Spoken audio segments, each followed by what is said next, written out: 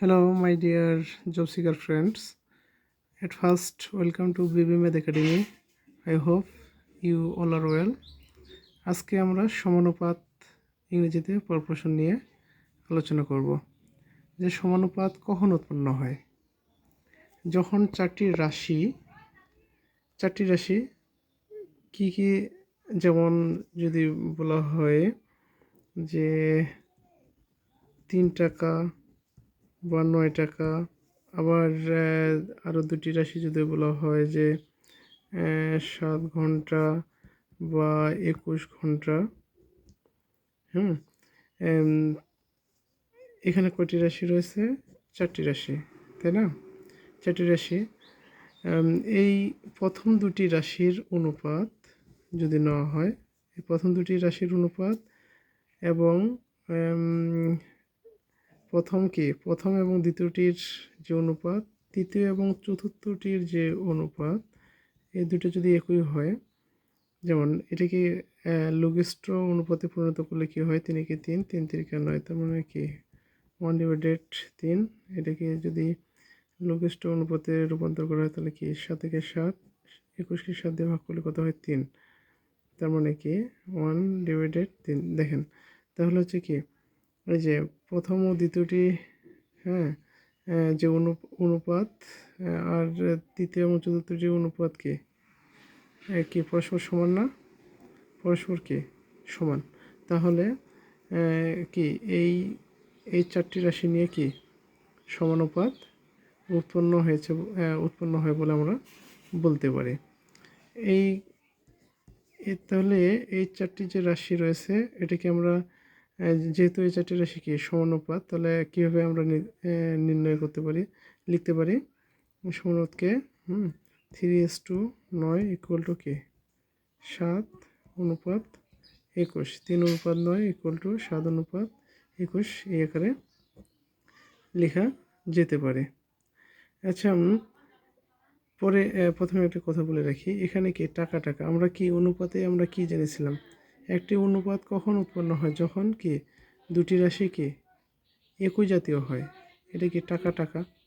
এই টাকার সাথে কিন্তু ঘন্টা হবে না, ঠিক আছে? দেখেন এখানে ঘন্টা দুটি কি একই জাতীয় রাশি, অর্থাৎ দুটি একই জাতীয় রাশি নিলেই কেবলমাত্র কি অনুপাত উৎপন্ন হবে। কিন্তু যখন দুটি অনুপাত কি হয়? সমান হয়, তখন কি হয়? সমানুপাত উৎপন্ন হয়। তাহলে সমানুপাতকে আমরা এইভাবে লিখতে পারি। এই সমানুপাতের 4টি রাশিকে কি বলা হয়? এই যে 4টি রাশি রয়েছে, এই 4টি রাশিকে বলা হয় সমানুপাতে, ঠিক আছে? আবার আমরা বলতে পারি কি, এই যে সমানুপাতের যে চতুর্থ রাশি কোনটা? এটা না? এই চতুর্থ রাশিটাকে কি বলা হয়? প্রথম, দ্বিতীয়, তৃতীয় রাশির কি বলা যায়? সমানুপাতি বলতে পারি। আবার কি বলছে যে সমানুপাতের প্রথম ও যে চতুর্থ যে রাশি, প্রথম ও চতুর্থ রাশি, এই দুটো রাশিকে কি বলবো আমরা? প্রান্তীয় রাশি। আর এই যে মিডল দুটা, দ্বিতীয় এবং তৃতীয়, এই দুটি রাশিকে আমরা কি বলবো? মধ্য রাশি। এগুলো কিন্তু MCQ আসবে, ঠিক আছে? এই জন্য এটা জানা দরকার। আর সমানুপাতের ক্ষেত্রে আমরা আরেকটা আমরা কি লিখতে পারি বা আমরা বলতে পারি যে প্রথম রাশি গুণন চতুর্থ রাশি = অর্থাৎ প্রথম ও চতুর্থ রাশির গুণফল দ্বিতীয় রাশি গুণন তৃতীয় রাশি, দ্বিতীয় এবং তৃতীয় রাশি দুটির গুণফলের কি সমান হবে, ঠিক আছে? এই যে এখানে রয়েছে না, আমরা এখান থেকে দেখতে পারি যে কি 3 আর 21 রয়েছে, তাই না? 3, প্রথম রাশি কি 3, চতুর্থ রাশি কত? 21, দ্বিতীয় রাশি এখানে 9, তৃতীয় রাশি কত? দ্বিতীয় রাশি 9, তৃতীয় রাশি কত? 7। আচ্ছা, গুণ করি, প্রমাণ হয়ে যাক। 3 × 3, 3 × 2 = 6, 7 লং কি 63, তাই না? প্রমাণিত হয়ে গেল। তাহলে আমরা এখান থেকে কি বলতে পারি? সমানুপাতের ক্ষেত্রে সমানুপাত কখন উৎপন্ন হয়, যখন চারটি রাশির মধ্যে প্রথম দুটির অনুপাত এবং শেষের দুটির অনুপাত কি সমান হয়, তখনই কেবল কি হয়, সমানুপাত উৎপন্ন হয়। যেমন এখানে কি আর সমানুপাতকে কি এই যে রাশি চারটিকে আমরা কীভাবে লিখতে পারি, যদি দুটি অনুপাত কি 3:9 এগুলো 7:21, এই দুটো যদি এই যে এই রাশি 3:9 আর কি 7:21 এই দুটি যদি সমান হয় তাহলে তো সমানুপাত, আর এই সমানুপাতকে আমরা এভাবে লিখতে পারি 3:9 = 7:21। এখান থেকে আমরা কি বলতে পারি যে প্রথম এবং চতুর্থ যে রাশি দুটি রয়েছে দুটিকে প্রান্তীয় রাশি বলা হয়, দ্বিতীয় এবং তৃতীয় রাশিটিকে মধ্য রাশি বলা হয়। আবার সমানুপাতের ক্ষেত্রে আমরা লিখতে পারি কি প্রথম রাশি গুণন চতুর্থ রাশি = দ্বিতীয় রাশি গুণন তৃতীয় রাশি, ঠিক আছে, এভাবে আমরা লিখতে পারি। আমরা আরেকটা জেনে নিই, কর্মিক সমানুপাত কি বলছে, কর্মিক সমানুপাত, তাই না, কন্টিনিউড প্রপোর্শন। যদি তিনটি রাশি দেওয়া থাকে, ঠিক আছে, তিনটি রাশি ধরলাম যে তিনটি রাশি কী ধরলাম 3 টাকা, 6 টাকা বা 12 টাকা। 3 টাকা, 6 টাকা, 12 টাকা তিনটি রাশি দেওয়া রয়েছে। যদি আমরা প্রথম এবং দ্বিতীয়টির কি অনুপাত এবং দ্বিতীয় এবং তৃতীয়টির অনুপাত যদি কি হয়, পরস্পর সমান হয়, ঠিক আছে, তাহলে এই সমানুপাতটিকে কি বলা হয়, কর্মিক সমানুপাত বলা হয়। যেমন হচ্ছে কি দেখেন, এই যে অনুপাত 3:6 এবং 6:12 সমান কিনা, 3 × 3 = 3 × 6 কি 1/2, 6 × 6 = 6×2 কি সমান না, তাহলে এই যে অনুপাত, এই অনুপাতটিকে আমরা কি বলতে পারি, কর্মিক সমানুপাত। এটাকে আমরা কীভাবে লিখতে পারি, 3:6 = কি 6:12, ঠিক আছে, এই যে অনুপাতটি এটাকে কি বলতে পারি আমরা, কর্মিক সমানুপাত, ঠিক আছে। এখন একটা কথা বলি, এই কর্মিক সমানুপাতের ক্ষেত্রে আমরা যেটা লিখতে পারি যে প্রথম রাশি গুণন তৃতীয় রাশি =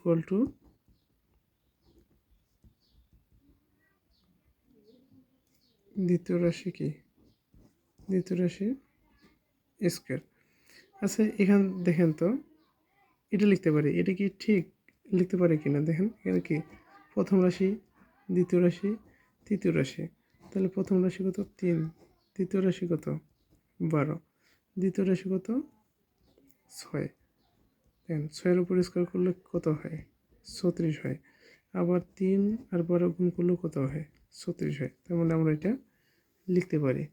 আবার কি বলছে, কর্মিক সমানুপাতের এই যে কর্মিক সমানুপাতের এই যে দ্বিতীয় যে রাশিটি রয়েছে, এই দ্বিতীয় রাশিটিকে প্রথম এবং তৃতীয় রাশির মধ্যে সমানুপাতি বা মধ্য রাশি বলা হয়। এটাকে আমরা কি বলি, প্রথম এবং তৃতীয় রাশিটার মধ্য রাশি বলা হয়। এই যে কর্মিক অনুপাতের ক্ষেত্রে যে তিনটি রাশি রয়েছে, এই তিনটি রাশি কিন্তু এক জাতীয় হতে হবে, ঠিক আছে। যেমন আমরা সমানুপাতের ক্ষেত্রে দেখেছিলাম কি দুটি রাশি হয়তো একরকম, বাকি দুটি রাশি আর এরকম, মানে কি এটা ঘন্টা, এটা ছিল টাকা, কিন্তু এই ক্ষেত্রে কর্মিক সমানুপাতের ক্ষেত্রে কি তিনটে রাশি কি একই হতে হবে, এটা টাকা টাকা টাকা হলে টাকাই হবে, এটা যদি ঘন্টা ঘন্টা হয় তিনটাই ঘন্টা হতে হবে, অথবা দূরত্ব কিলোমিটার কিলোমিটার কিলোমিটার হলে কিলোমিটার হতে হবে, ঠিক আছে। আমরা কিছু অঙ্ক দেখি।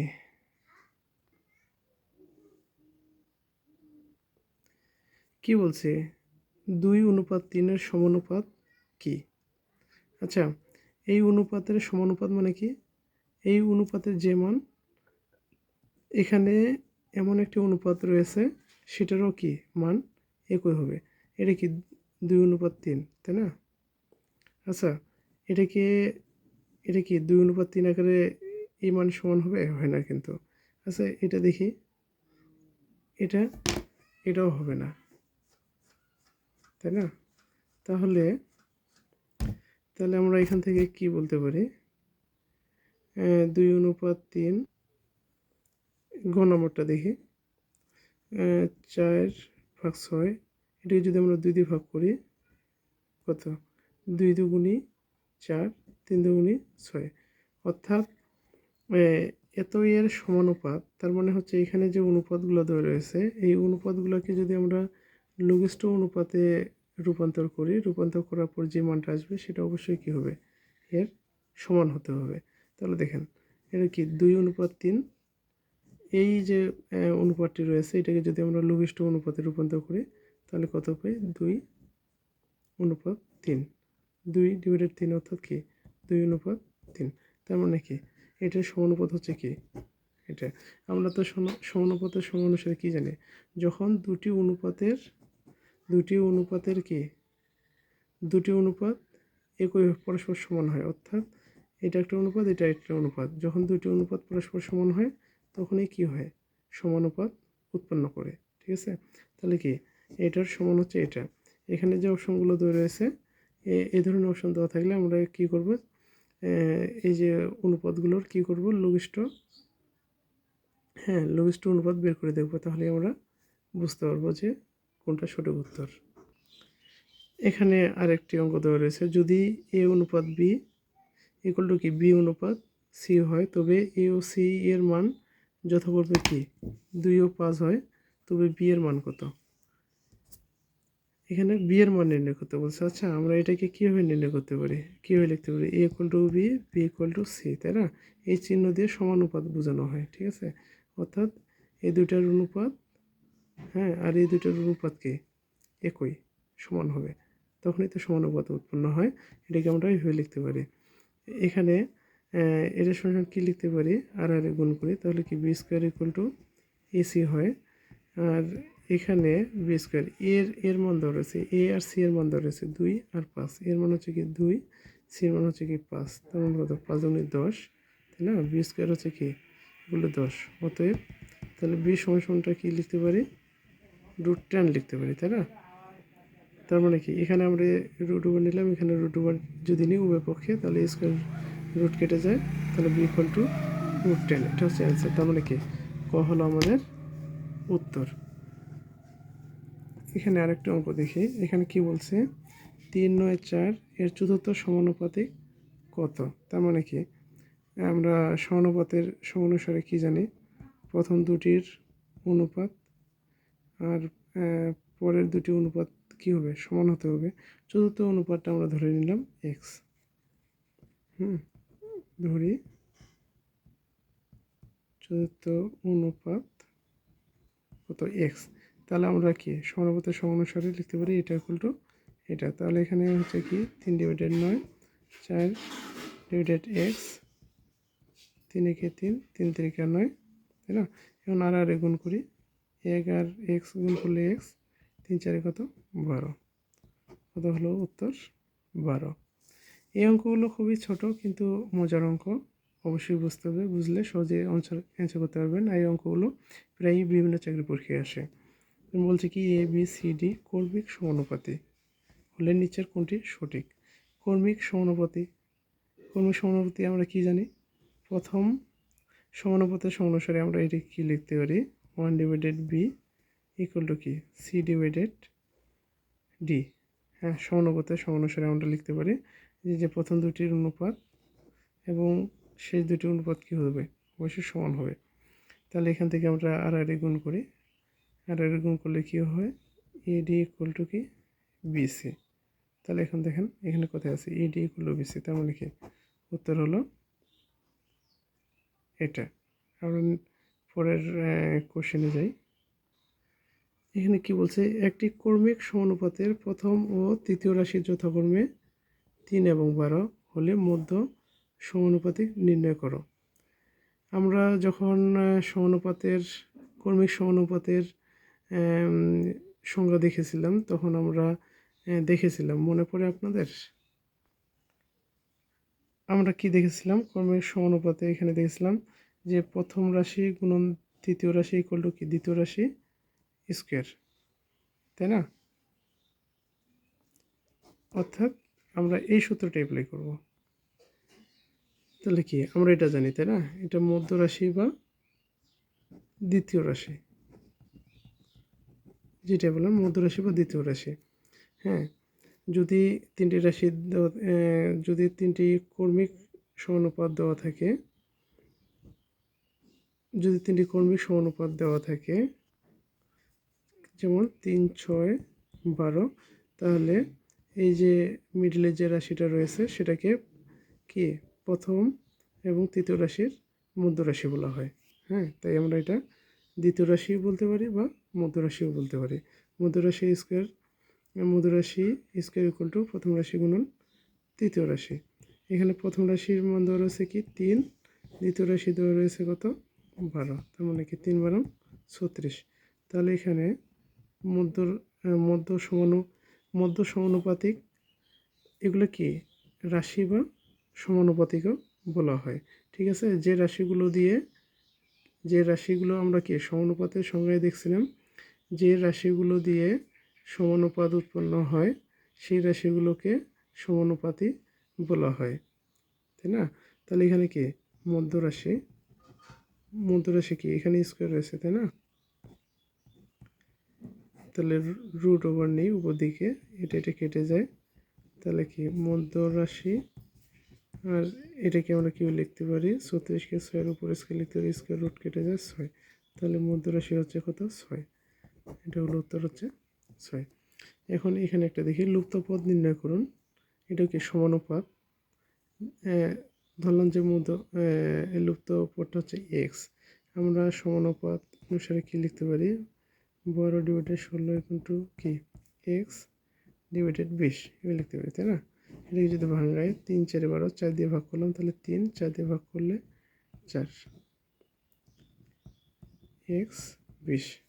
এখন আমরা আর গুণ করি, তাহলে হচ্ছে কি 4x, 3 কুড়ি কত 60। এই ধরনের অঙ্কগুলো আমরা এইভাবে নির্ণয় করব। তাহলে কি এক্সের মান, তার মানে কি এখানে যে রাশিটা হবে সেটা মান নির্ণয় করবো, এক্স 60 ডিভাইডেড কত 4, 4 কত 60। তাহলে এখানে উত্তর হচ্ছে কত 15।